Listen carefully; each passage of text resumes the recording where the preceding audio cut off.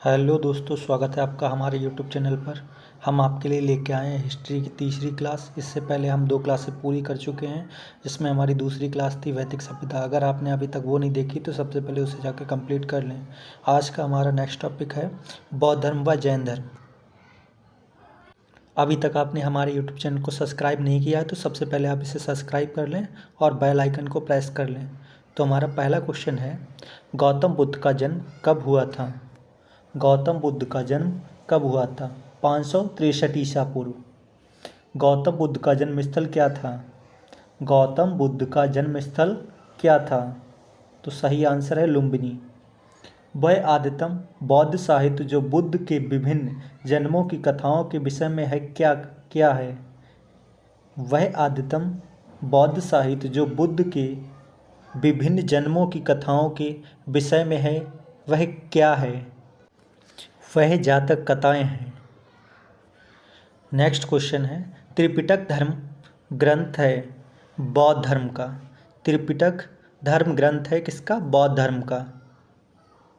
Next है, बुद्ध ने किस स्थान पर महापरिनिर्वाण प्राप्त किया था?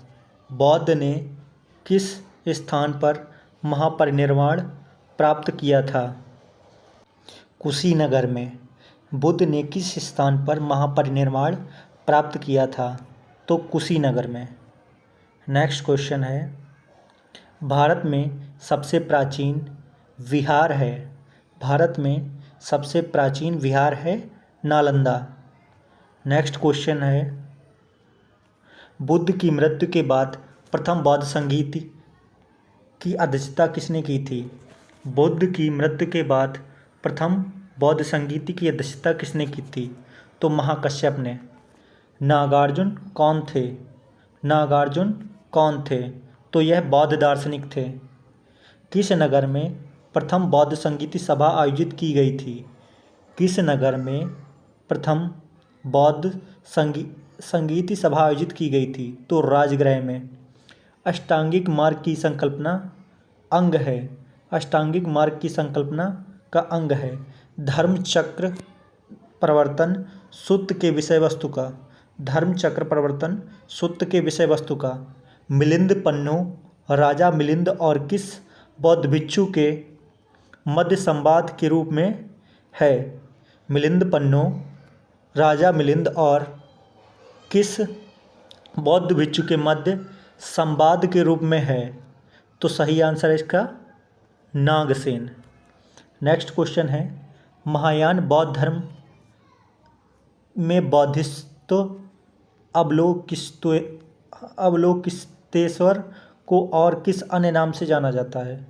महायान बौद्ध धर्म में बौद्धिस्त अवलोकितेश्वर को और किस नाम से जाना जाता है? तो पद्मपाणि। नेक्स्ट है, बौद्ध धर्म तथा जैन धर्म दोनों ही विश्वास करते हैं। बौद्ध धर्म तथा जैन धर्म दोनों ही विश्वास करते हैं कर्म तथा पुनर्जन्म के सिद्धांतों पर। कर्म तथा पुनर्जन्म के सिद्धांतों पर।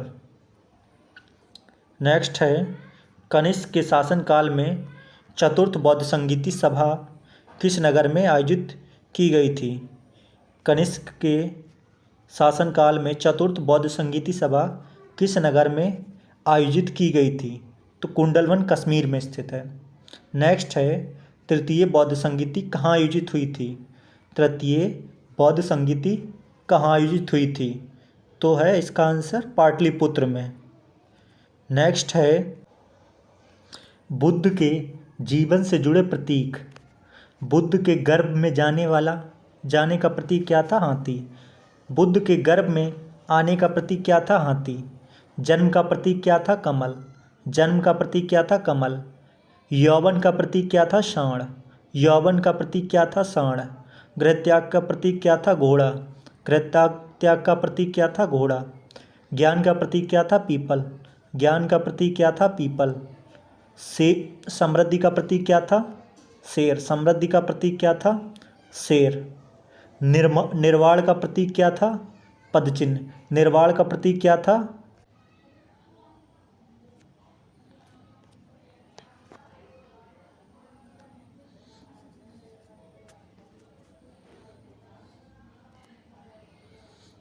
सबसे बड़ा बुद्ध स्तूप कहाँ स्थित है?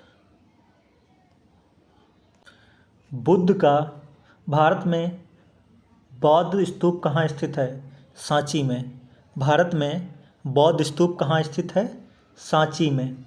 किस शासक के लिए बौद्धों के लिए विख्यात विक्रमशिला विश्वविद्यालय की स्थापना की थी? किस शासक ने बौद्धों के लिए विख्यात विक्रमशिला विश्वविद्यालय की स्थापना की थी? तो धर्मपाल ने। किसके द्वारा तृतीय बौद्ध संगीति को संरक्षण प्रदान किया गया था? किसके द्वारा तृतीय बौद्ध संगीति को संरक्षण प्रदान किया गया था? तो अशोक के द्वारा। बौद्ध ग्रंथ पिटकों की रचना किस भाषा में की गई थी? बौद्ध ग्रंथ पिटकों की रचना किस भाषा में की गई थी? तो पाली में। कश्मीर में कनिष्क के शासनकाल में जो बौद्ध संगीति आयोजित हुई थी उसकी अध्यक्षता किसने की थी? कश्मीर में कनिष्क के शासनकाल में जो बौद्ध संगीति आयोजित हुई थी उसकी अध्यक्षता किसने की थी? तो वासुमित्र ने। नेक्स्ट है, मठ मंदिर और स्तूप किस धर्म से संबंधित हैं? मठ मंदिर और स्तूप किस धर्म से संबंधित हैं? तो बौद्ध धर्म से। नेक्स्ट है, बौद्ध धर्म एवं जैन धर्म दोनों के उपदेश किस शासनकाल में दिए गए थे? बौद्ध धर्म एवं जैन धर्म दोनों के उपदेश किसके शासनकाल में दिए गए थे? पर। इसका आंसर है बिंबिसार के। गौतम बुद्ध ने अपना प्रथम उपदेश कहाँ दिया था? गौतम बुद्ध ने अपना प्रथम उपदेश कहाँ दिया था? तो सारनाथ में। नेक्स्ट है, बौद्ध धर्म ग्रहण करने वाली पहली महिला कौन थी? बौद्ध धर्म ग्रहण करने वाली पहली महिला कौन थी? तो महाप्रजापति गौतमी। नेक्स्ट है, बौद्ध गया स्थित है। बौद्ध गया स्थित है बिहार में। जातक किसका ग्रंथ है? जातक किसका ग्रंथ है? तो बौद्धों का। नेक्स्ट है, सिद्धार्थ को ज्ञान की प्राप्ति कहाँ हुई थी? सिद्धार्थ को ज्ञान की प्राप्ति कहाँ हुई थी? तो बोधगया में। सारनाथ में बुद्ध का प्रथम प्रवचन कहलाता है। सारनाथ में बुद्ध का प्रथम प्रवचन कहलाता है। तो धर्मचक्र प्रवर्तन। नेक्स्ट है, बौद्ध धर्म ने समाज के किन वर्गों पर महत्वपूर्ण प्रभाव डाला था? बौद्ध धर्म ने समाज के किन वर्गों पर महत्वपूर्ण प्रभाव डाला था? तो महिला और शूद्रों पर। बुद्ध के गृह त्याग का प्रतीक क्या था? तो घोड़ा। गौतम बुद्ध द्वारा भिक्षुणी संघ की स्थापना कहाँ की गई थी? गौतम बुद्ध द्वारा भिक्षुणी संघ की स्थापना कहाँ की गई थी? तो कपिलवस्तु में। सर्वप्रथम शून्यवाद का प्रतिपादन करने वाले गौतम बुद्ध दार्शनिक का नाम क्या था? बौद्ध दार्शनिक के नाम क्या था? तो नागार्जुन। नेक्स्ट है, किसके शासनकाल में नेपाल में बौद्ध धर्म का गमन हुआ था? किसके शासनकाल में नेपाल में बौद्ध धर्म का गमन हुआ था? तो अशोक के। नेक्स्ट है, सांची क्यों विख्यात है? सांची क्यों विख्यात है? तो सबसे बड़ा बौद्ध स्तूप होने के कारण। सांची क्यों विख्यात है? सबसे बड़ा बौद्ध स्तूप होने के कारण। नेक्स्ट है, किस भाषा का ज़्यादा प्रयोग बौद्धवाद के प्रचार के लिए किया गया है? किस भाषा का ज़्यादा प्रयोग बौद्धवाद के प्रचार के लिए किया गया है? सही आंसर है पाली। महावीर स्वामी का जन्म कहाँ हुआ था? महावीर स्वामी का जन्म कहाँ हुआ था? तो कुंडलग्राम में। किसे एशिया की रोशनी कहा जाता है? तो गौतम बुद्ध को। लाइट ऑफ एशिया किसे कहा जाता है? गौतम बुद्ध को। बुद्ध के जीवन की किस घटना को महाविनिष्क्रमण के रूप में जाना जाता है? बुद्ध की किस घटना को महाविनिष्क्रमण के रूप में जाना जाता है? तो उनका गृह त्याग। गौतम बुद्ध की माँ किस वंश से संबंधित हैं? गौतम बुद्ध की माँ किस वंश से संबंधित हैं? तो कोलिय वंश से। नेक्स्ट है, किस राजा के एक अभिलेख से सूचना मिलती है कि शाक्य मुनि बुद्ध का जन्म लुम्बिनी में हुआ था? किस राजा के एक अभिलेख से सूचना मिलती है कि शाक्य मुनि बुद्ध का जन्म लुम्बिनी में हुआ था? तो अशोक के अभिलेख में मिलती है। महात्मा बुद्ध ने अपना पहला उपदेश किस स्थान पर दिया था जिसे धर्मचक्र प्रवर्तन के नाम से जाना गया? तो सारनाथ में। गौतम बुद्ध ने ज्ञान प्राप्ति के बाद सबसे पहले सारनाथ वाराणसी के निकट 5 ब्राह्मण सन्यासियों को पहला उपदेश दिया था। इस प्रथम उपदेश को धर्मचक्र प्रवर्तन के नाम से जाना जाता है। बुद्ध ने सर्वाधिक उपदेश कहाँ दिए हैं? बुद्ध ने सर्वाधिक उपदेश कहाँ दिए हैं? श्रावस्ती में। महावीर का जन्म किस क्षत्रिय गोत्र में हुआ था? महावीर का जन्म किस क्षत्रिय गोत्र में हुआ था? तो यांत्रिक गोत्र में।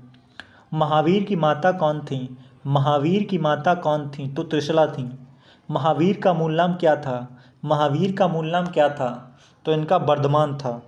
महावीर की मृत्यु कहाँ हुई थी? महावीर की मृत्यु कहाँ हुई थी? तो पावापुरी में हुई थी। जैनियों के पहले तीर्थंकर कौन थे? जैनियों के पहले तीर्थंकर कौन थे? तो ऋषभदेव थे। जैन परंपरा के अनुसार जैन धर्म में कुल कितने तीर्थंकर हुए? जैन परंपरा के अनुसार जैन धर्म में कुल कितने तीर्थंकर हुए? तो 24 हुए।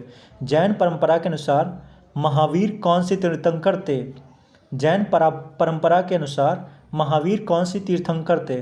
तो 24वें थे।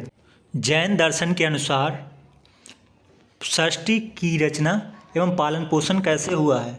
जैन दर्शन के अनुसार सृष्टि की रचना एवं पालन पोषण कैसे हुआ है? तो सार्वभौमिक सत्य से हुआ है। जैन समुदाय में प्रथम विभाजन के श्वेतांबर संप्रदाय के संस्थापक थे। जैन समुदाय में प्रथम विभाजन के श्वेतांबर संप्रदाय के संस्थापक थे स्थूलभद्र। जैन तीर्थंकर पार्श्वनाथ द्वारा प्रतिपादित 4 महाव्रतों में महावीर स्वामी ने 5वें महाव्रत के रूप में क्या जोड़ा था? तो ब्रह्मचर्य को। जैन तीर्थंकर पार्श्वनाथ द्वारा प्रतिपादित 4 महाव्रतों में महावीर स्वामी ने 5वें महाव्रत के रूप में क्या जोड़ा था? तो ब्रह्मचर्य को। भगवान महावीर का प्रथम शिष्य कौन थे? भगवान महावीर का प्रथम शिष्य कौन था? तो जमाली था। त्रिरत्न सिद्धांत क्या था? सम्यक धारणा, सम्यक चरित्र, सम्यक ज्ञान। सम्यक धारणा, सम्यक चरित्र और सम्यक ज्ञान। जिस धर्म की महिमा है वह है, जिस धर्म की महिमा है वह है जैन धर्म। दिलवाड़ा के जैन मंदिरों का निर्माण किसने करवाया था? तो चालुक्यों एवं सोलंकियों ने। दिलवाड़ा के जैन मंदिरों का निर्माण किसने कराया था? चालुक्यों एवं सोलंकियों ने। स्यादवाद सिद्धांत है, स्यादवाद सिद्धांत है जैन धर्म से संबंधित। स्यादवाद संबंध है जैन धर्म से संबंधित। कौन सबसे पूर्वकालिक जैन ग्रंथ कहलाता है? कौन सबसे पूर्वकालिक जैन ग्रंथ कहलाता है? तो 14 पूर्व। कौन सबसे पूर्वकालिक जैन ग्रंथ कहलाता है? तो 14 पूर्व। जैन साहित्य को कहा जाता है, जैन साहित्य को कहा जाता है आगम। जैन ग्रंथ कल्पसूत्र के रचयिता हैं, जैन ग्रंथ कल्पसूत्र के रचयिता हैं भद्रबाहु। अनेकांतवाद किसका क्रोड़ केंद्रीय सिद्धांत एवं दर्शन है? अनेकांतवाद किसका क्रोड़ एवं केंद्रीय सिद्धांत का दर्शन है? तो जैन मत का। महान धार्मिक घटना महामस्तकाभिषेक किससे संबंधित है और किसके लिए की जाती है? महान धार्मिक घटना महामस्तकाभिषेक किससे संबंधित है और किसके लिए की जाती है? तो यह बाहुबली से संबंधित है। प्रथम जैन महासभा का आयोजन कहाँ हुआ था? प्रथम जैन महासभा का आयोजन कहाँ हुआ था? पाटलिपुत्र में। द्वितीय जैन महासभा का आयोजन कहाँ हुआ था? द्वितीय जैन महासभा का आयोजन कहाँ हुआ था? वल्लभी में। जैन साहित्य का संकलन किस भाषा व लिपि में है? जैन साहित्य का संकलन किस भाषा व लिपि में है? तो प्राकृत व अर्धमागधी में। कौन बुद्ध के जीवन काल में ही संघ प्रमुख होना चाहता था? कौन बुद्ध के जीवन काल में ही संघ प्रमुख होना चाहता था? तो देवदत्त। नेक्स्ट है हेलियोडोरस का बेसनगर अभिलेख संदर्भित है। हेलियोडोरस का बेसनगर अभिलेख संदर्भित है केवल वासुदेव से। आजीवक संप्रदाय के संस्थापक कौन थे? आजीवक संप्रदाय के संस्थापक कौन थे? मक्खली गोसाल। नेक्स्ट है भगवत संप्रदाय के विकास में किसका योगदान अत्यधिक था? भगवत संप्रदाय के विकास में किसका योगदान अत्यधिक था? तो हिंद यूनानियों का। नेक्स्ट है वासुदेव कृष्ण की पूजा सर्वप्रथम किसने प्रारंभ की थी? वासुदेव कृष्ण की पूजा सर्वप्रथम किसने प्रारंभ की थी? सो सातों ने। नेक्स्ट है प्राचीन विश्वविद्यालय कौन सा था? सबसे प्राचीनतम विश्वविद्यालय कौन सा था? तो नालंदा विश्वविद्यालय था जो बिहार में स्थित है। आज का हमारा टॉपिक बौद्ध धर्म व जैन धर्म कंप्लीट होता है। हमारा नेक्स्ट टॉपिक होगा महाजनपद काल, जिसे हम अगली वीडियो में करेंगे। हमारे साथ अंत तक इस क्लास में बने रहने के लिए धन्यवाद।